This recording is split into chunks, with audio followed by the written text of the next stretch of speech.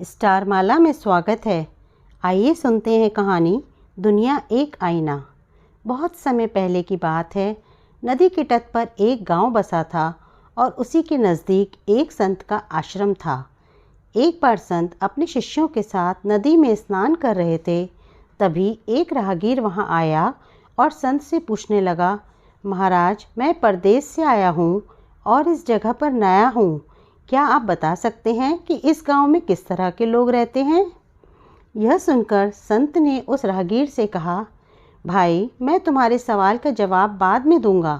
पहले तुम मुझे यह बताओ कि तुम अभी जहाँ से आए हो वहाँ किस प्रकार के लोग रहते हैं। इस पर वह व्यक्ति बोला, अरे, उनके बारे में क्या कहूँ आपको महाराज।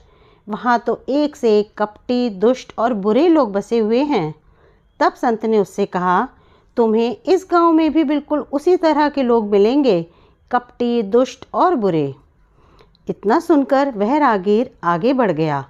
कुछ समय बाद वहां से एक और राहगीर का गुजरना हुआ।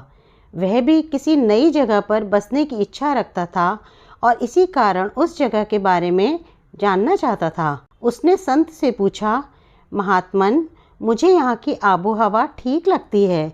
क्या आप बता सकते हैं कि इस गांव में कैसे लोग रहते हैं? संत ने उससे भी यही सवाल पूछा जो उन्होंने पहले राहगीर से पूछा था। इस पर उस राहगीर ने जवाब दिया, महाराज, मैं जहाँ से आया हूँ वहाँ तो बहुत ही सभ्य, सुलझे और नेक दिल इंसान रहते हैं। तब संत ने उससे कहा, तुम्हें यहाँ भी उसी तरह के लोग मिलेंगे, सभ्य, सुलझे हुए और नेक दिल। तुम्हें यहाँ रहने में कोई परेशानी नहीं होगी। इतना सुनते ही वह राहगीर संत को प्रणाम कर आगे चला गया और आगे जाकर उसने अपनी पत्नी और बच्चों के साथ उसी गांव में अपना बसेरा बनाया। शिष्य यह सब देख रहे थे। राहगीर के जाते ही उन्होंने संत से पूछा, गुरुदेव, आपने दोनों राहगीरों को एक ही स्थान के बारे में अलग अलग बातें क्यों बताई भला?